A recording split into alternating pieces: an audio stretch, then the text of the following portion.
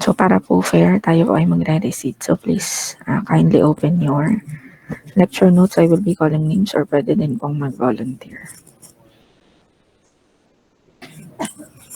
Okay po. Sun production. Okay na, ready na. Hawak na po ang module.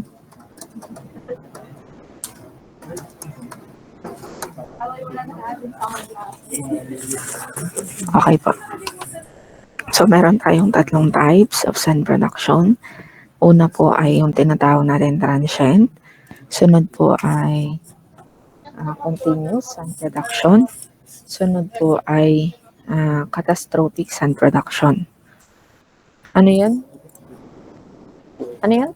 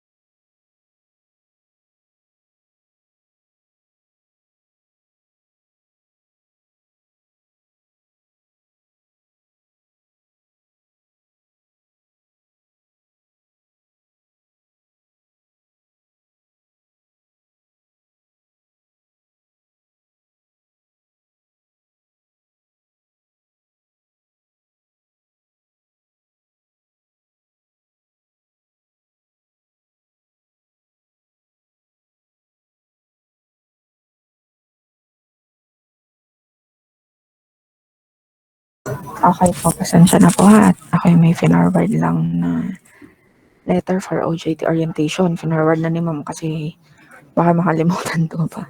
Okay, so again, we have the three different types of sun production. So we have the transient, continuous, and catastrophic. Okay, so let us first discuss the transient sun production.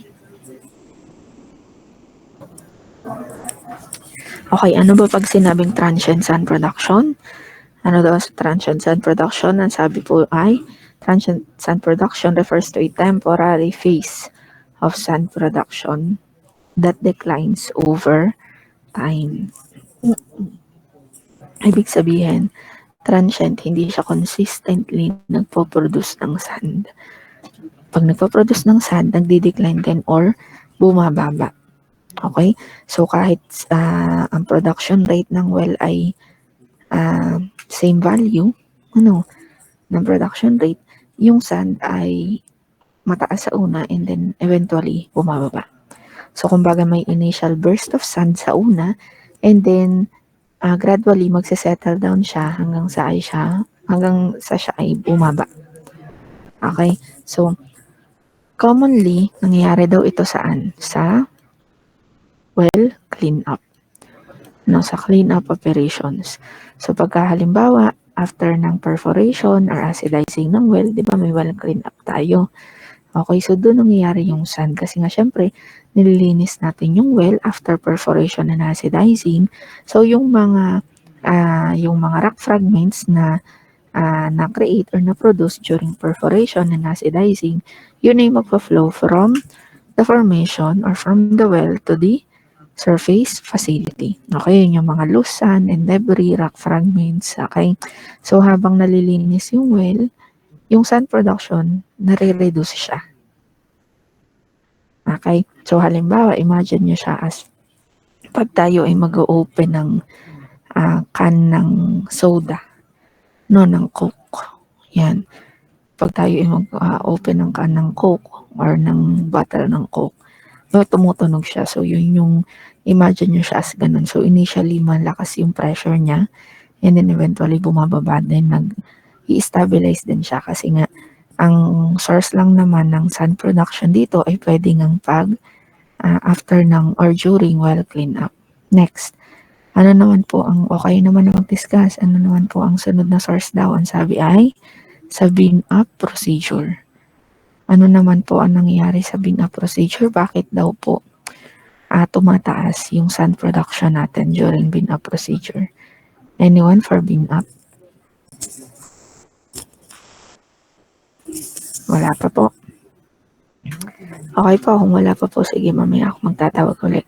So, during bin-up procedure, dito kasi sa bin-up, gradually, paunti-unti, itinataas yung pressure ng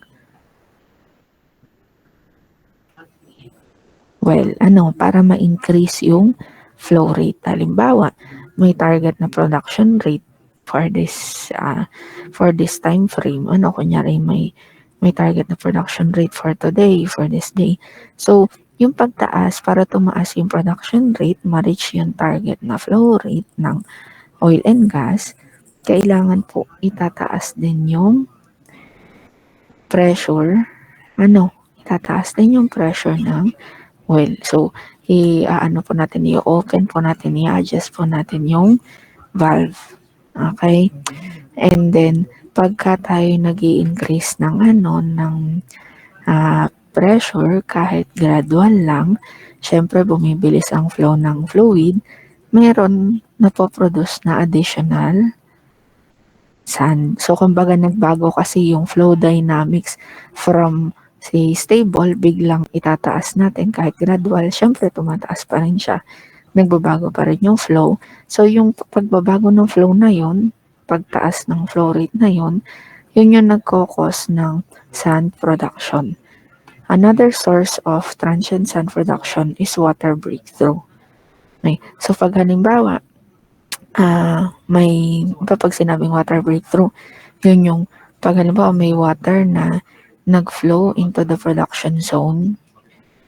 Okay, pag may nag-water nag-flow into the production zone, syempre magbabago yung pressure doon sa production zone. And then, since nabago yung pressure from our previous discussion, magkakaroon ng significant stress yun doon sa formation and it may lead to mechanical failure, and since production tayo, may flow ng fluid, can mobilize the sand. Okay, so short term lang yon. So, kumbaga nababawasan din siya, nawawala din.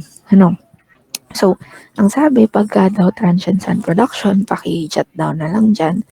Usually, ang sand volume ay nagre-range from 1 liter to 200 liters. And then, sa una malakas yung flow rate ng sand. And then eventually, magsasubside siya or uunti siya, mababawasan siya at magiging stable hanggang 500 hours. So 500 hours siya na nagpo-produce. Okay, so pwedeng yung sun mabawasan or mawala.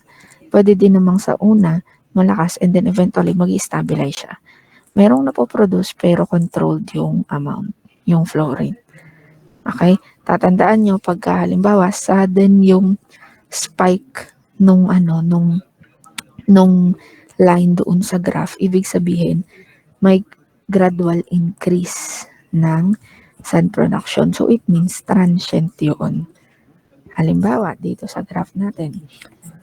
So, ito ay gas well. Pagka gas well, ang i-expect natin, mas mababa yung sun na napoproduce. Pagka gas well. So, makikita natin dito, ito yung sand cut. Okay? Iba't iba kasi ang unit ng sand cut dito. Depende kung anong type ng well. So, sa case ng sand well, makikita ninyo, ang sand volume approximately 1 liter lang. Ang interval ay 18 minutes. So, makikita nyo dyan, ibig sabihin, every 18 minutes biglang tumataas or nag-i-spike yung sand cut. Nakita nyo dyan. Ayan po. Okay? So, every 18 minutes, nag-aano siya? Nag-i-spike. Okay? So, nagpo-produce ng sand. Samantalang dito naman sa light oil well, 35 liters ang sand volume. So, mas mataas siya. Pag light oil well. Ang interval ay 1 to 10 meters. So, mas maikse kasi sa gas well. Kasi, tayo pag mas mataas ang viscosity, mas madaming volume ng sand ang napoproduce. Okay?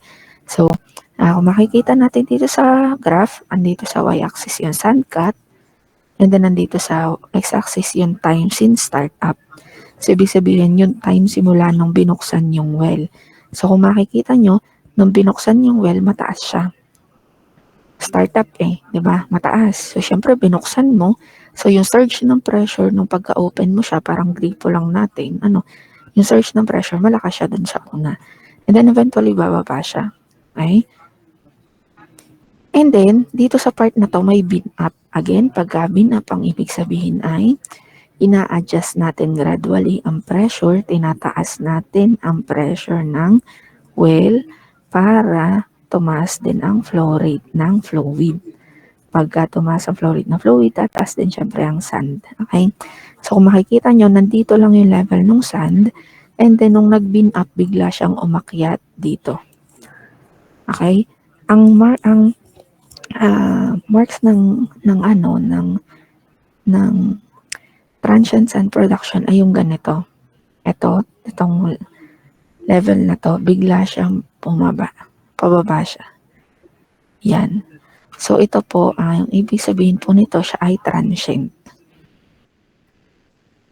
Okay, parang dito. Tingnan nyo dito. Ito. Taas siya. No, every 18 minutes, nag-i-spike siya. And then, eventually dito, bigla siyang zero na. So, transient siya. Okay? Halimbawa, dito naman tayo sa heavy oil well. So, kung mapapansin nyo, mas madaming volume, 200 liters. Ang interval mas matagal. No? So, time since startup ulit, ito ang zero natin. Ito. Okay? So, kung mapapansin nyo, nung nag-start up tayo, nag-start siya by 100, between 200, 300. And then, bigla siyang tumaas. Nag-spike siya pataas hanggang 500. Nung ma-reach siyang 500, bigla siyang bumaba. No, pababa siya. Mapapansin nyo, nag-spike siya ng konti, pero pababa siya. Pababa pa rin yung trend niya, di ba? And then, eventually, nag-plateau siya, nag-flat siya. Okay? And then, dito, biglang tumaas ulit. So, transient siya. Kasi halimbawa, dito pababa siya. Tapos bigla itong area na to. Bigla siyang tumaas. Pero kung mapapansin nyo, after dito, pababa na siya dito Diba? So, ito yung transient natin. Naintindihan po, class, ang transient sand production? Malinaw po sa lahat? Okay po, very good. Okay. So, ang next po natin class ay continuous sand production. So, hopefully, meron na kayong contribute sa discussion ng continuous sand production. So, ano po ang continuous sand production? Anong difference niya with transient sand production? Nawawala yung term sa aking isip. Sige po. So, nandito po sa una ay si Capobres. Yung continuous sand production po, ma'am, ay yung tuloy-tuloy po na paglabas ng buhangin po sa life of the well po. Tapos karaniwan po ito ay unconsolidated or weak formation kung saan kulang po o hindi effective ang sand control. Then, ang acceptable level ng sand concentration po ay nakadepende po sa operational na limitations dahil maaari pong masira ang equipment at pipeline dahil po sa erosions. Then, bumababa din po ang separation base kapag sumobra po ang sand. Then maaari din po masira ang pumps or artificial equipment at mas mas limitations po siya sa offshore wells dahil po sa hirap po ng operations. Okay po, thank you. So, tama po ang sinabi niya. So, dagdag ko lang. Again, pag sinabing continuous, steady siya. Ibig sabihin, regardless kung mag-increase tayo halimbawa, mag-increase tayo ng production rate, mag-bin up, tataas siya, syempre, mag-spike siya. But then, hindi siya katulad ng transient na bababa or magiging steady. Si continuous, dire-diretso lang siya nung co-produce.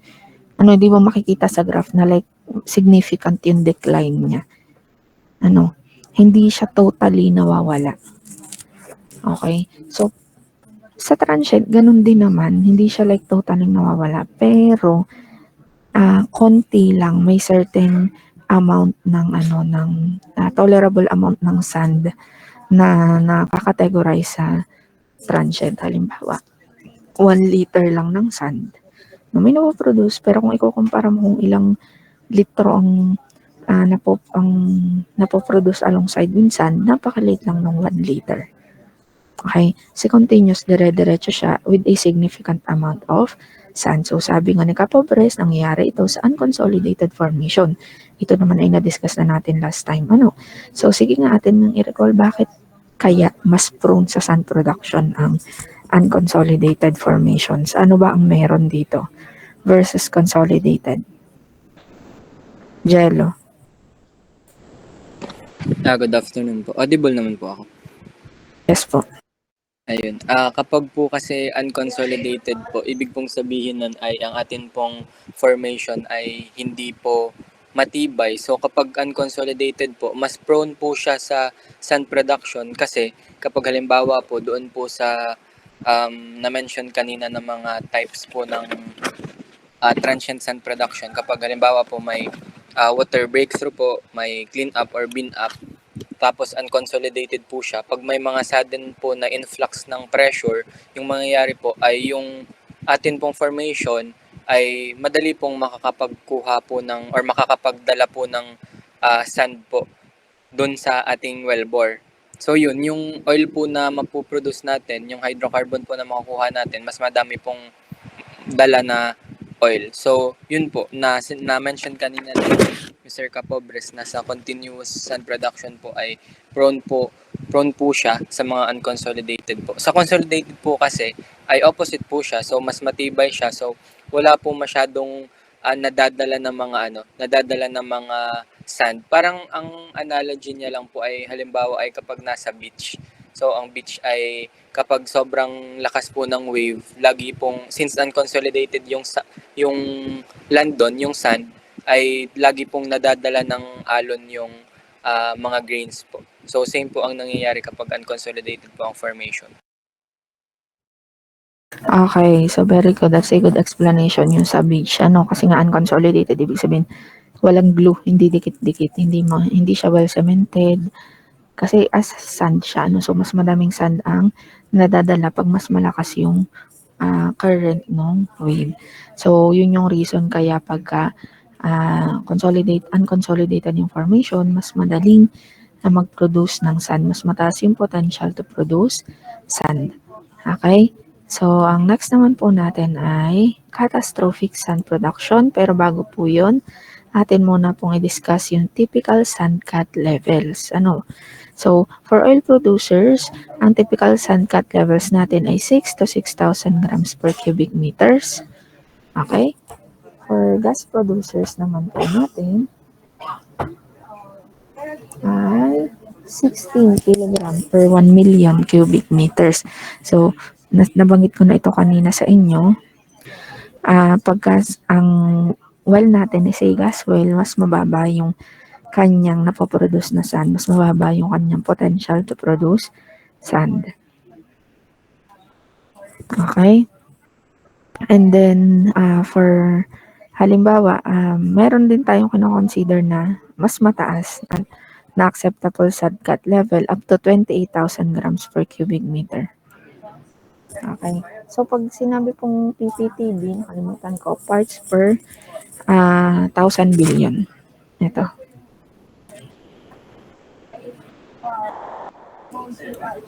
Okay, so ibig sabihin dito sa natural gas, for every 1 million cubic meter of natural gas, meron na paproduce na 16 kilogram. So imagine gaano karami yung 1 million cubic meter at gaano kaunti yung 16 kilogram. Dito naman sa oil producer, pwedeng makaproduce ng 6 gram per cubic meter lang at pwede din namang makaproduce as high as 6,000.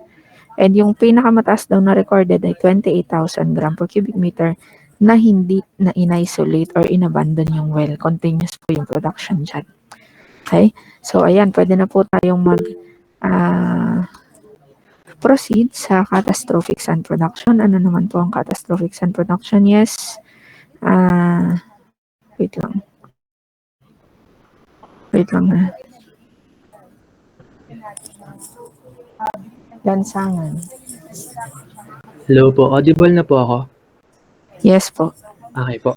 So for the catastrophic sand production naman po, ito yung sudden at massive release ng sand caused by formation collapse or loss of formation integrity o yung bigla nitong nangyari at madalas nagdudulot ng severe equipment damage, blockage sa tubing at major production loss.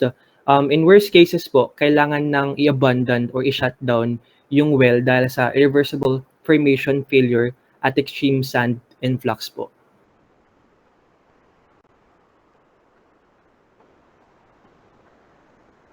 Okay po, so that's correct. When we say catastrophic sand production, from the word itself, it causes a catastrophic damage. So, at worst case scenario, pag catastrophic sand production, it may lead to total well failure o kaya naman ay well abandonment. Pagka nag-fail na yung well, so i-abandon na siya. Yun ay pag hindi siya na-control agad. Kasi parang sa lahat lang yan ng disaster, very important yung prevention and yung control. Yung initial action pag nangyari yung disaster. So, para kasi siyang ganun sudden, unexpected sand production. So, ito ay nangyayari pagka halimbawa yung formation mo ay totally nag-collapse. Magko-collapse lang siya due to several factors. Pagka unconsolidated na siya by nature, and then halimbawa masyadong mataas yung pressure difference between the formation and the well. So, ang tawag sa pressure difference between the formation and the well is pressure drawdown. Okay? Pagka masyadong mataas ang pressure drawdown, ibig sabihin mataas ang difference ng pressure ng well sa formation.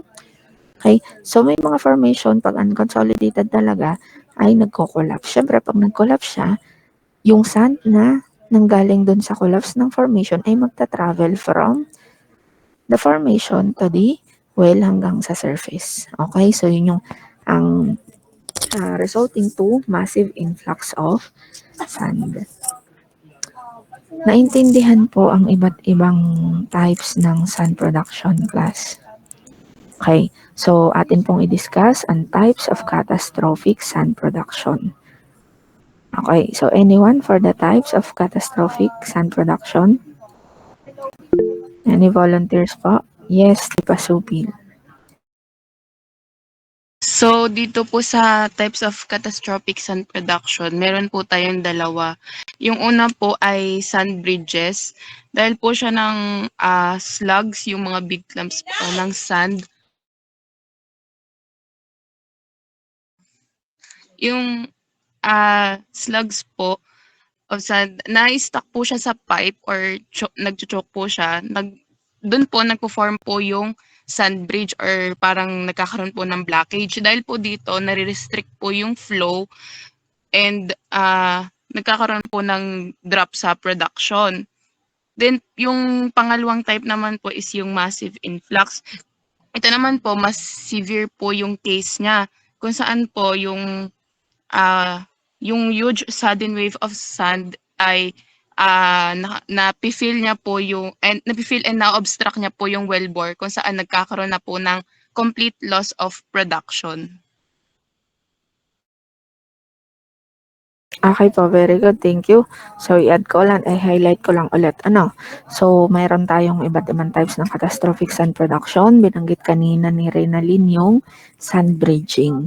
Pag sinabing sand bridging, yung slugs of sand, slugs, ibig sabihin, cluster, malalaking cluster ng sand ay magfa-flow or magta-travel upward sa surface equipment at magfa-form ng sand bridges. Itong sand bridges na ito, pagka ito ay nagkaroon ng formation sa tubing dahil maliliit lang ang diameter ng tubing, may mga 2 inches lang, ang tendency niya is to choke. Ibig sabihin babara, magkakos siya ng pagbabara. Nire-restrict niya kasi dahil nga may pagbabara, wala nang makaka-flow or minimal na lang yung flow ng fluid. Depende pa sa fluid yun. Kung gas, makaka-flow pa siya. Pero kung halimbawa heavy oil yung magpa-flow, most likely hindi na. So, it can lead to halimbawa ay dahil may pipeline clogging or tubing clogging, maaaring mag-burst yung tubing o kaya yung adjacent na valve or pump. Okay? So, next po ay yung massive sand failure na sinabi niya. So, ito ay mas extreme case. So, pagka nga yung formation collapse, okay, magre-release ng mataas na value ng volume ng sand. Ang tendency naman ito hindi slugging and bridging. Kung hindi, yung entire wellbore, i-fill na niya, babarahan na niya. Okay, so pagka ganun, either i-abandon siya or recompletion o kaya naman magsa-sidetrack. Ibig sabihin, magde-drill ulit ng well para doon magfo-flow yung fluid. Magde-drill ng well sa ibang area ng formation. Okay? Naintindihan po yung types ng catastrophic sand production. Class. Yung iba po kaya naintindihan? Okay po, thank you. Next po natin ay formation, sand characteristic, and classification. Wala po akong dalang tablet ngayon, kaya tabi-tabingi ang line ni ma'am. Ang gamit ko lang po ay mouse. Pasensyahan nyo na tabi-tabingi. Okay. Formation, sand characteristic, and classification. So, dito natin i-discuss ano-ano ba yung characteristic ng sand or properties, depende sa type. Ano-ano ba yung classification ng sand. Okay? So, dito muna tayo sa types of sand based on properties. Okay, anyone?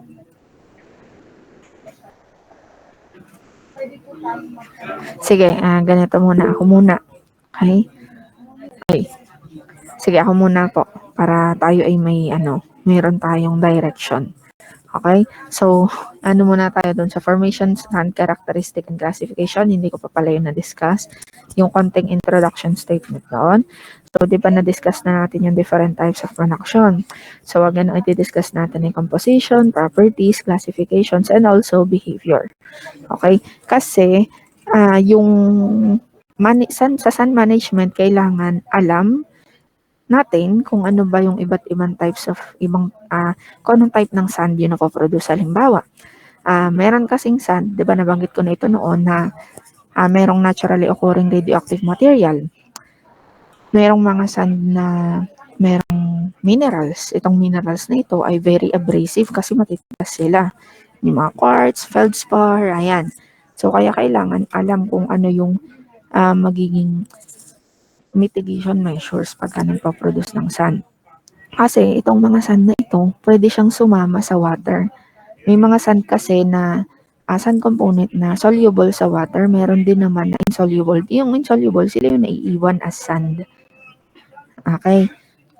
So, maaaring mayroon ditong diverse siya, merong tulad nung nabanggit natin last meeting, pwedeng siya ay coarse to fine. So, pwedeng mayroong clay, may silt, pwedeng may sand, pwedeng meron ditong mga even rock fragments na malalaki. Kung halimbawa, nag-conduct na tayo ng halimbawa enhanced oil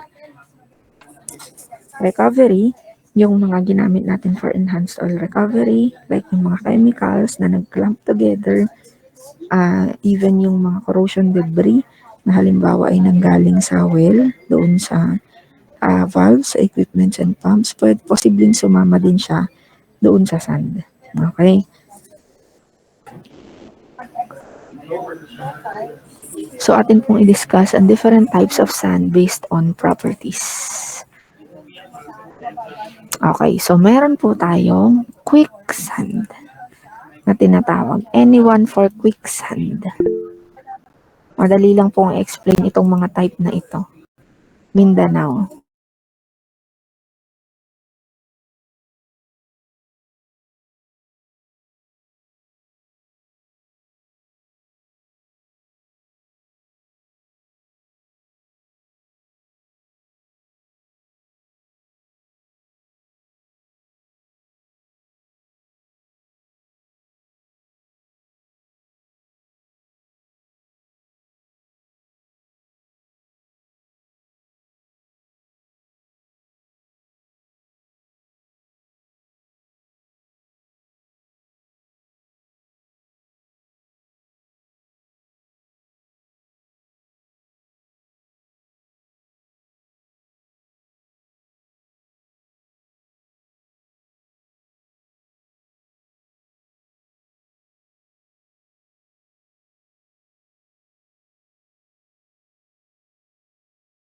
Okay, very good explanation. So, madali lang naman siyang i-explain at intindihin.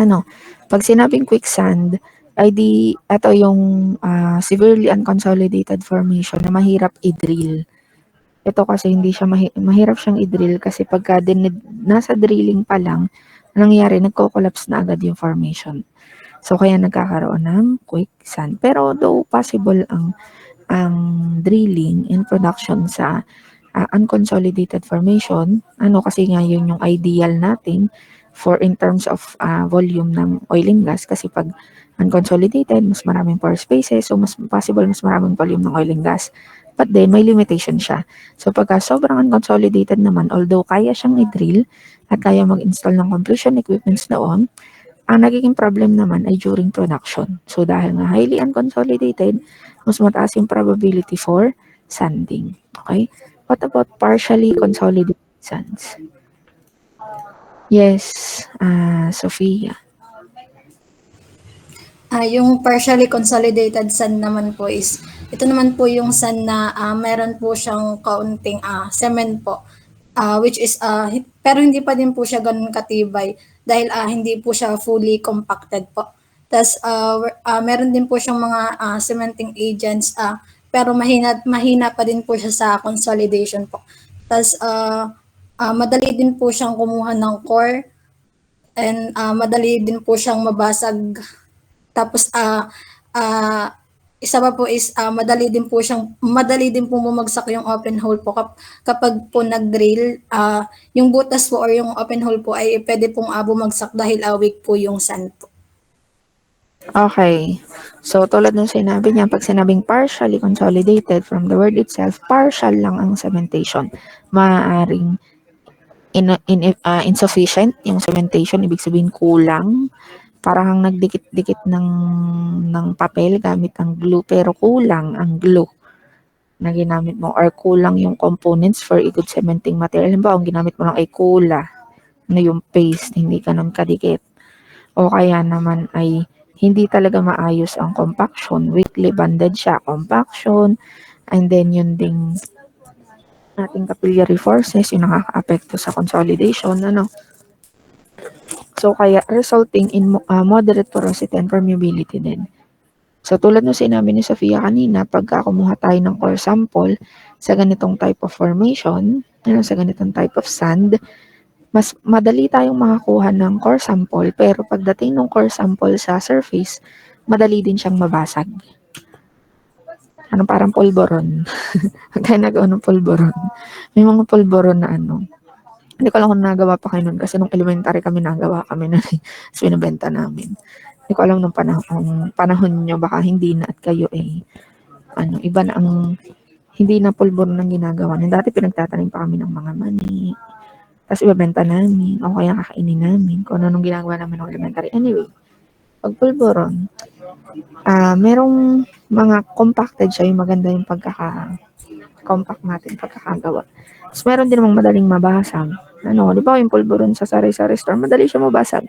Kung ikukumpara mo sa pulburon ng Goldilocks, ang pulburon ng Goldilocks ay consolidated. Ang pulburon sa sari-sari store, yung walang brand, ay unconsolidated. So, parang ganun lang siya. Madali siyang madurog. No? So, next naman ay friable or competent sand or semi-competent sand. Anyone? Gloria. Yung friable or semi-competent sand naman po, relatively weak po siya. Madaling maghiwa-hiwalay or madali pong madurog. Tapos may konting cementation, pero kapag may stress or may pressure, lalo na po sa high production rates, madali din siyang bumigay. Ito rin po ay moderately cemented, kaya pwedeng mag-start ng stable, pero over time po, nagkakaroon ng sanding. So, ang decision po kung kailangan ng sand control ay depende po sa actual well conditions. Okay po, very good. So, pag sinabing friable or semi-competent sand, moderately cemented pa rin siya, pero mas mataas ang cementation niya compared doon sa pangalawa, doon sa partially consolidated.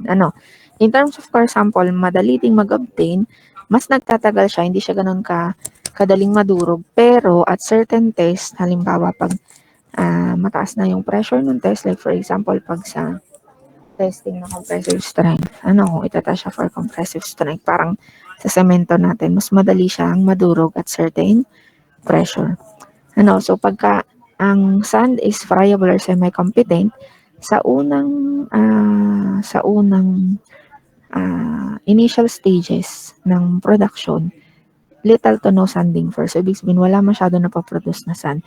And habang tumataas ang production rate or nagko-continue yung production, doon na nagkakaroon ng sanding. Doon na tumataas yung sanding. Kasi nga hindi ganun ka taas yung cementation niya, moderately cemented lang siya. So, pagka nagpo-produce tayo, tumataas yung pressure drawdown, okay? Tumataas yung flow rate. So, yun yung nagkakos ng mechanical failure, and then habang nagpo-produce, tumataas ang flow rate. So, nag-i-increase ang yung sand mobilization. Next po, ay consolidated sand. So, ito naman yung ideal in terms of sand production. So, ano naman po ang consolidated sand? Yes, Esteban. Yun po, pag consolidated sand naman po ito po ay very well cemented and compacted po ng high strength and stability. Dahil nga po ito ay well cemented po, it can withstand pag sa drilling operations po. Kaya hindi na po ito nagre-require ng sand control.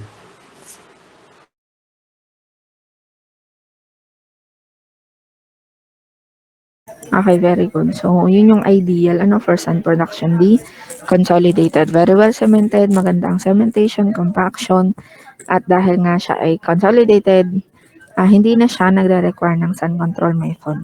Okay, usually, hindi na po nagre-require. So, meron po akong ginawang table of summary for the comparison between different sand types. Yan po ay inyong basahin. Ito ay magsaserve as guide sa inyo lalo pag kayo nagre-review na for finals. Okay, next po natin ay sand consolidation and strength factors. So, dito naman natin i-discuss ano ba yung mga iba't ibang factors na nakakaapekto sa sand strength. Kung gaano katibay ang isang formation. Okay po. Actually, ito ay halos pareho lang din doon sa una.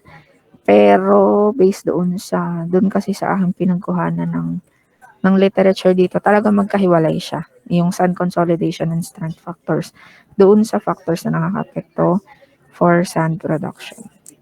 Sige po. So, madali lang naman itong i-discuss. i-discuss po muna natin at pag-usapan yung number 1. Ito, compaction. Ano? So, compaction, yung unconsolidated sands or sands trapped in environment with insufficient cementing agent. This sand type has a high porosity and permeability, making it prone to sand production. Okay, so very important yung sand compaction. So, pag kasi hindi well compacted, yung sand, mas mataas yung possibility to produce sanding. Isa pa ay presence ng cementing material.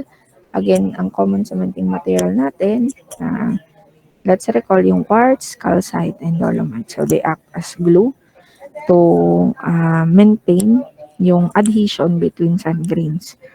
Okay? So, meron din po tayong tinatawag na dissolution and recrystallization. So, kung wala po dyan sa ating module, atin pong isulat, dissolution and recrystallization. Dito po, yung chemical reaction, pagka halimbawa ay, di ba meron tayong cementing material at may halimbawa ay may presence ng acidic fluid within dun sa formation. So, nangyari nagkakaroon ng dissolution or natutunaw yung cement doon sa formation. So, yun yung nagkukos para mabawasan yung consolidation ng sand. Okay? So, ang sand can be classified according to strength again. So, we have the unconsolidated and the consolidated. Okay. So, let us discuss 6.9 characteristic of produced sand particles. So, ano ba yung mga physical properties ng sand particles that are actually produced during yung well operation natin? Kasi yung mga properties na ito ang nakaka-apekto kung paano yung magiging sand management, paano yung sand handling, paano natin isa-separate yung sand from the fluid, paano ang disposal. Okay? So, number 1 natin ay particle size distribution. Okay, next ay shape and angularity, density, and concentration. So, we have 1, 2, 3, 4. 4. Okay? So, ang sabi natin kanina, sa sanding or sa sand na po-produce, ang particle size ay it can vary widely. Ibig sabihin, diverse yung particle size. So, pwedeng it can be coarse, it can be fine. Okay? So, usually, nagre-range daw siya sa 50 to 150 micrometers. Okay?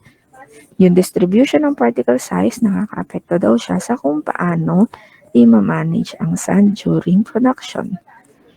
Okay? So, it can affect yung management during production.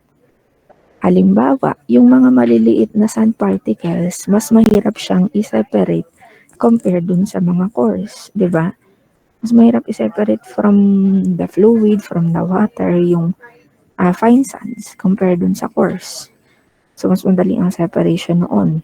Although yung coarse sand can erode, can cause more erosion sa equipment, si fine sand naman, though less ang kanyang effect sa erosion, yun nga lang, mahirap siyang i-separate. So, mas mahirap din siyang i-manage. Pag fine sand, mas mahirap siyang i-manage, mas mahirap yung storage. Okay. Next ay shape and angularity. So, sa shape and angularity, nasa na yan? Okay. So, yung produced sand, mataas ang kanyang angularity, leading to poor shape factors. Okay. So, ano ibig sabihin? Yung angularity kasi nung sand grains aids in grain-to-grain lacking. So, yung grain-to-grain lacking, beneficial siya for gravel packing. Yung gravel pack, yun ay nagsaserve as filter. Ini-install siya sa well. Basically, ang purpose ng gravel pack is to filter out the sand. Pero hindi naman niya ma-filter out lahat. To reduce sand. Yung sand na magpa-flow from the wellbore to the surface. Okay?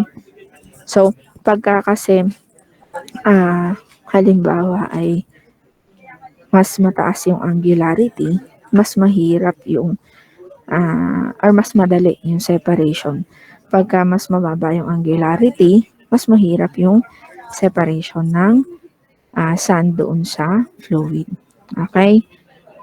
Pag yung ulan na naman.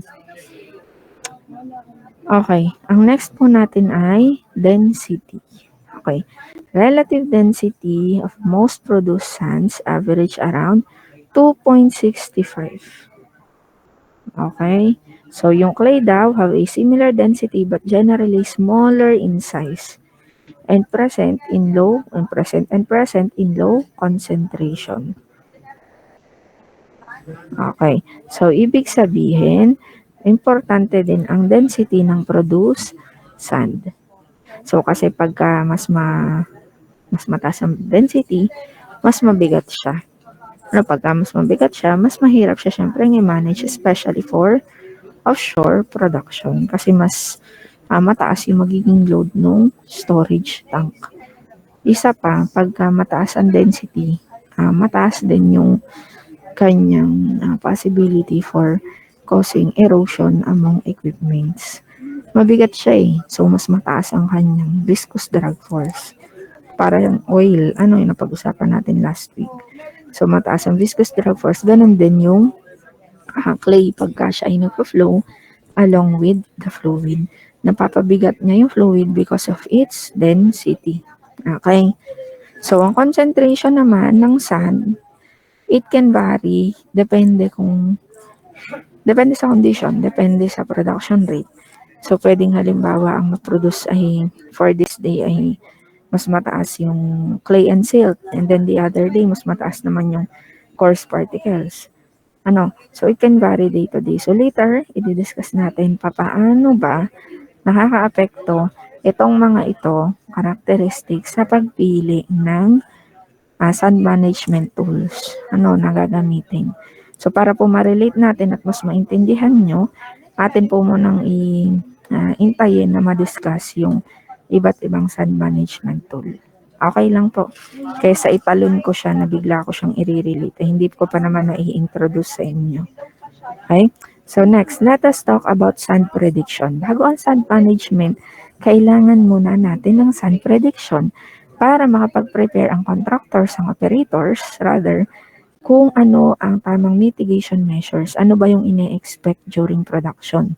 Gaano yung likelihood for the well to produce sand? At ano yung level, volume ng sand na mapoproduce? Okay? Okay, so meron tayong iba't ibang methods and tools na ginagamit to predict sand production. Number 1 is logging analysis. Okay, so what is logging analysis? Anyone for logging analysis? Medyo mahaba ito, class. Medyo mahaba itong logging analysis na ito. Sige, ako na lang po muna. Wait lang, papahinga lang si ma'am ha at dadry na. CCR lang din po ako. Baka magkasakit sa bato at kanina pa akong naiihi. So break muna tayo start ulit tayo ng 4 para eksakto.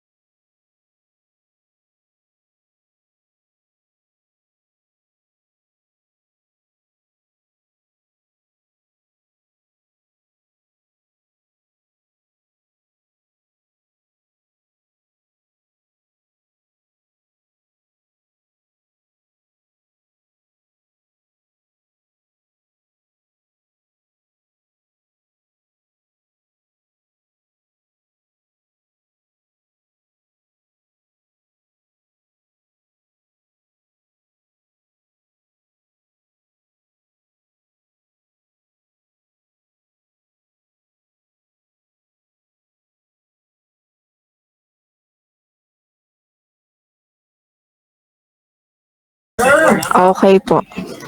So let us discuss logging analysis as one of the method to produce sand. Okay, so kailangan kasi nating malaman ano ba yung probability ng isang well to produce sand. Ano or gaano kataas yung probability to produce sand. So dito, i-discuss muna natin ang unang type which is the logging analysis. Okay. So sa logging analysis, ng class. So sa logging analysis, gumagamit tayo ng well logs in order to evaluate yung properties niya. Katulad nung, di ba yun naman ang purpose natin for well logging para ma-determine natin yung properties ng formation ng rock. So dun sa mga properties ng rock like yung porosity, permeability, density, hardness. Ito yung mga indicators na ginagamit for the evaluation of the likelihood of sand production. So, isa sa mga pinaka-importanting logs na ginagamit ay ang sonic log. Okay? Sa sonic log, nare-record niya yung interval transit time ng sound wave while traveling through a formation. So, yung transit time, minimeasure siya in microseconds per foot. It provides valuable information sa formation's characteristic. So, pagka mas mabilis daw yung transit time, specifically pag less than 50 microsecond, it indicates that the sand is hard. Okay? Pag naman low porosity, that the sand is hard with low porosity, and high density. Okay, so pagka low poro ang characteristic ng sand ay hard, mataas ang hardness, mababa ang porosity, mataas ang density, so siya ay most likely consolidated formation. So pag consolidated formation, less likely siya to produce sand. Sa kabaliktaran, pagka mas matagal ang interval transit time, specifically pag greater than 95 microsecond ang ginagamit na basis, so ang formation is soft, with high porosity and low density. So pagka soft yung formation, mataas ang porosity, low density, kasi pag mataas ang porosity, automatic, mababa din ang density. So it indicates it's a weak formation. So pag weak yung formation, mas mataas ang probability to produce sand when subjected to stress. Naintindihan po kung paano ginagamit ang sonic log class. Naintindihan po yung iba po kaya. Okay po. So, maya-maya po end ko na itong meeting at para tayo maaga makapag-dismiss sa Thursday na lang siguro natin bawiin kasi tayo naman ay on track. Nakakapagod mo lang mag-discuss maghapon. Tsaka isa pa, bukod sa nakakapagod, ang concern ay dahil online, hindi ko alam kung kayo tulog na o nakikinig pa dahil hindi naman tayo naka-open cam. So mahirap yung ako ay salita ng salita dito tapos hindi niyo naman naintindihan. Baka naman sabihin niyo sa evaluation ko, hindi ko pa naintindihan ng turo ni Ma'am Red. O yun pala, ikaw ay tulog, kaya hindi mo naintindihan. O kaya ikaw ay ibang ginagawa. Okay? So para mas maayos yung pag-absorb pag-absorb niyo sa sa topic, edi ililimit lang natin kasi actually recommended lang talaga ay 1 hour or 1.5 hour. Kaya lang lalo pag online mas mahirap. Dapat mas short siya. Kaya ginagawa lang natin, nagkakataon lang na lagi lagi nasasagasaan yung inyong schedule, lalo ang O3. Madalas wala kaming klase ng midterm kasi may defense, performance, o kaya naman may cancellation ng klase. Yan, bago pa mag-cancel ng klase, o kaya after mag-cancel ng klase, tayo naghahabol. Kaya yung mga previous discussion natin at klase ay mga 2 hours, 3 hours, nasasagad natin siya dahil nga naghahabol tayo, hindi naman tayo nagme-makeup class, di ka, wala naman tayong official makeup class talaga. Minumove lang natin yung klase natin pag di ko kayo nami-meet. Pag may defense. Okay, anyway, balik tayo. Madali lang naman siyang tandaan. Tatandaan nyo pagka mas mabilis yung transit time, ibig sabihin, mas mabilis mag-travel yung sand from the source back to the receiver. Kasi 'di ba may source na mag-i-emit ng sound waves, tas may receiver na babasa kung gaano katagal bumalik yung sand simula doon sa source pabalik papuntang formation pabalik ng receiver. So pagka mas mabilis in transit time, mas mabilis mag-travel yung sound, therefore mas dense, mas mataas yung density nung formation. Ay pagka mas matagal bumalik yung interval transit time, ibig sabihin mas mabagal yung pagbalik ng sound from the source to the receiver, meaning ang formation ay soft, porous, weak, so mababa ang density niya. Therefore, mas mataas ang sanding risk. Naintindihan po, class? Okay, so ang simpleng ano niyan ay halimbawa, pagka tayo ay, alam niyo ba yung hindi ko alam kung ginagawa niyo, matatanda siguro yung mga nanay niyo o lola niyo. Pagka halimbawa ginagawa ko yun. Pagka halimbawa may pupuntahan akong kahit anong lugar, tas may nakita akong wood furniture, kasi gusto ko yung mga wood furniture kasi matibay siya. Usually ang ginagawa pagka ganun, kinakatok yung mga wooden furniture. Kasi yung pagkatok na yun, mo kasi pagka halimbawa solid yung kahoy, yung pag kinatok mo siya, malakas yung tunog. Pagka naman halimbawa, butas siya, hollow siya, hindi siya solid. Pag kinatok mo siya, mahina lang yung sound. So para siyang ganun. Mas pagka solid, mas mataas ang density, mas malakas yung sound. Ibig sabihin, mas mabilis mag-travel yung sound na nakikreate ko ng pagkatok mula doon sa surface ng sound ng kahoy pailalim and then pabalik ulit sa surface. So kaya mas malakas na sound ang nakikreate pagka solid yung kahoy at kinatok mo siya. Okay po, naintindihan, class, yung sonic lag. Okay. And then next naman ay porosity lag. So sa porosity lag natin, if you can still remember, we have the neutron and the density lag. Tama? Okay. So yung neutron and density lag. So ginagamit din ito to predict sand production.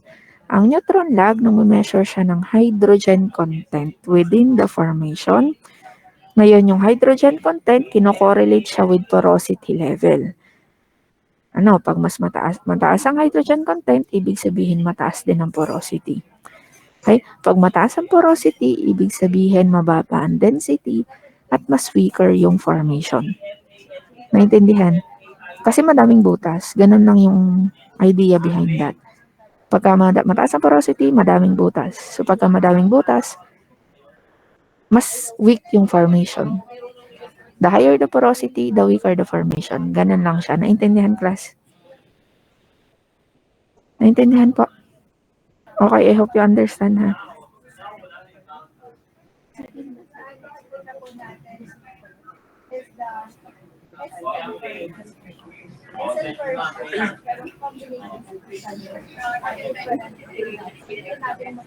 Okay po. Next, ang density lag naman, ginagamit siya to measure the electron density of the rock. So, siguro tandaan nyo pa ito. Pagka mababa yung reading, ibig sabihin mataas ang porosity. Diba? So, again, pagka mababa ang reading, mataas ang porosity. Kabaliktaran siya nung neutron lag. Tandaan nyo pa o kailangan pang i-elaborate ni ma'am paano? Ako ay nag-a-assume na tandaan nyo pa yung basic concepts about this logging tools. Sige, sana po ay tanda pa. Kung hindi, ay di atin pong i-review. Kasi magtatagal tayo pag inisa-isa ko pa, ha? Basta ito yung nilagay ko dito yung mahalaga. Pagka halimbawa dito sa density lag. So, may na-measure niya? Electron density. Pagka mababa ang reading, ibig sabihin mataas ang porosity. Pagka mataas ang reading, ibig sabihin mababa ang porosity. Pagka mataas ang porosity, ibig sabihin weak yung formation. Okay? The higher the porosity, the weaker the formation. Okay? Malinaw po yan. Paulit-ulit ako ha. Okay. So, ang sabi dito, pagka ang porosity is above 30%, okay, ang formation ay unconsolidated and mas prone siya sa sand production. Mataas kasi ang porosity niya ay 30%. Okay? So, pagka 30%, kailangan ng sand control methods. Automatic. Ano? Pagka halimbawa naman, ang porosity reading ay below 20%, considered siya as well consolidated. Okay? So, unlikely to produce sand. So, yung range between 20% and 30% is ambiguous daw. Ibig sabihin, depende sa case, depende sa assessment ng operator kung magre-require sila ng sand control o hindi. In between 20 to 30% na porosity. Okay po. Naintindihan po? Okay. Next. Calibration and combined lag analysis. So, ginagamit din po ito. Ito pong approach na ito, it involves comparison of sonic lag readings with a known geological formation in order to identify patterns in sand production. Okay. So, ito po yung ginagamit in order to create formation properties lag kung saan kinocombine yung result ng sonic, neutron, and density lag. So, yung through combining the result of sonic, neutron, and density lag, it can help to analyze and categorize the formation kung siya ay strong or weak. Okay? So, weak intervals are more likely to produce sand, of course. And then, yung strong intervals are less likely to produce sand. Nakakasunod po, class. Again, yung formation properties lag, ang ibig po sabihin nun, kinocombine po yung sonic, neutron, and density lag. Yung result po, pagka kinombine siya, makaka-create ng formation properties lag na tinatawag. So, through that, ma-identify po natin kung ang formation po or ang specific zone sa isang formation ay strong or weak zone. Kasi posibleng sa isang formation ay may zone na strong, may zone na weak. Ano po ang example nun? Kunyari, pagka, di ba sabi natin, pag ang cementation ay insufficient, hindi well distributed, ibig sabihin may zone lang or may areas of formation na maayos ang distribution ng cement and then sa ibang area, pangit na, hindi na well distributed. So, posibleng itong area na ito ng formation ay consolidated, itong kabilang area ay hindi. Depende sa factors like cementation and compaction. Naintindihan po? So, hindi siya laging applicable for all formation. May mga ganong cases, may mga ganong instances. So, again, yung formation properties lag, ginagamit siya para ma-determine kung ang isang formation ay strong or weak. Ma'am, bakit po kailangan i-combine pa ang result ng sonic, neutron, at density? So, para pong pag mag-identify tayo ng sakit ng isang tao, para ma-identify mo. So, hindi pwedeng isa lang pong test ang gagamitin.